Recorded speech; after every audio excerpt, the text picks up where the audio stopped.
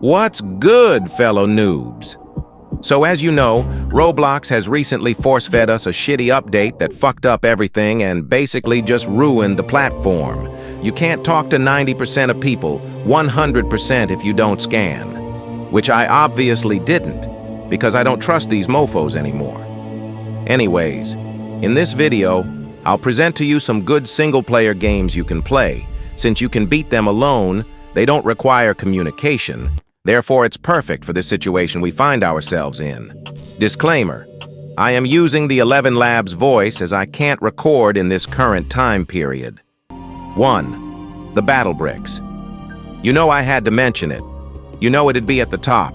This is the second best single-player game on Roblox I've ever played. It's tons of fun and tons of content, and if you get bored of the fun, you can play the unfair part to more mode. It's really good. You actually have to think in it. And the game gets pretty hard. The only problem is that the grind gets tedious at some point. But if you play it casually, there should be no problems. 2. Block Tales. This is the best single-player game I have ever played. Sure, you can have a party in this game, but are we really sure you're gonna get one with the new systems in place? I beat it alone, personally. This is a really good RPG game, which, get this, is skill-based. That's right, a skill-based RPG. I didn't think it could be pulled off, but this game proved me wrong. The good gameplay, along with the pretty nice story, makes this an instant go-to. It is a bit long, though, but maybe that's a good thing here instead. 3. Combat Initiation. Now, don't get me wrong, this game is really hard. It's got a pretty high skill ceiling, but once you get the gist of it, you should be able to get to the final area. I can't guarantee beating the final boss, though. It's basically like ULTRAKILL, but you can go third person, and it's in waves instead of levels. And yeah, you can play with more people to make it easier, but it's possible alone, and that's why I'm counting it. 4. Get a Snack. At 4 a.m. This is a really good short story game where basically every action you do is a different ending. And each playthrough isn't very long, so you can stack up endings quickly and you don't get bored very fast. I think it's good to play every once in a while and get like 4 to 5 endings in each sitting. And unlike some other games in this list, this is strictly single player, like the Battle Bricks. 5. Hours.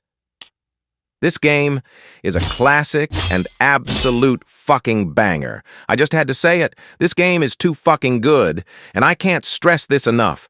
It's a roguelike hack and slash where you battle around multiple areas and unlock new characters to play as you go.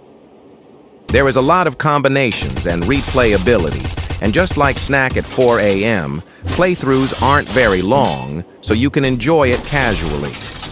I absolutely love this game. I'm ashamed it took me more than 5 seconds to remember it and put it in this list. 6. Doors. Another classic, well, for 2026 standards at least, horror game. It's one of those that can be enjoyed alone, but even more so with friends. But you can still beat it alone, so that's why it's here. I wouldn't recommend it if you're a scaredy cat, because some parts do get genuinely scary, and that's why I haven't beaten it currently. With this, I also recommend Grace and Pressure, as they're doors, fan games, and really good. I enjoy Grace more than Doors because it's more intense and less horrifying, but that's just me. Hey, 3 games in 1. 7. Enfosi. Big stretch. Now this is actually a huge stretch just like Combat Initiation, but just because it's possible, I'll count it. In this game, you have to identify which citizens are actually evil and kill them before they get to the statue. But I'm gonna be honest, this is extremely hard alone. I recommend you practice a lot in public servers before trying to beat it yourself seriously. These next 2 games are made by me. Just wanted to say that, because some jackass in the comments is gonna go, "You're self-advertising." Yeah, I am. But I consider them fun and they're single player, so they count. Yeah, just don't expect full team levels of quality because it's made by one guy. But that also doesn't mean they're gonna be template with one free model levels of bad. 8. Face Killer. A first-person shooter game where the world, or at least your city, has been overtaken by a virus and you have to kill the deformed monsters it created and find out about its origin. It's fun, but gets pretty hard. 9. The Fighting Fellas. Basically a fan game of the battle bricks, where you can actually move the camera around freely and there's an extra dimension to the gameplay, which adds a new level of complexity. I recommend it if you like the battle bricks, but even without having played any TBC-like games before, you're gonna like it a lot at the start. I recommended it to a few streamers and they loved it, without having played anything similar. And that'll be the full list. You know the deal? It ain't much, but it's honest work. Damn, that meme is old. Anyways, that's about it. To be honest, these are really just if you can't let go of Roblox for some reason. Like, you have to keep playing it for some reason, which I guess that can happen sometimes. If you can move on for a bit, I recommend just playing other games. There's a whole catalog on Steam, itch.io, etc. I've been playing other games since this fucking garbage segregation update dropped, and I've had a lot of fun.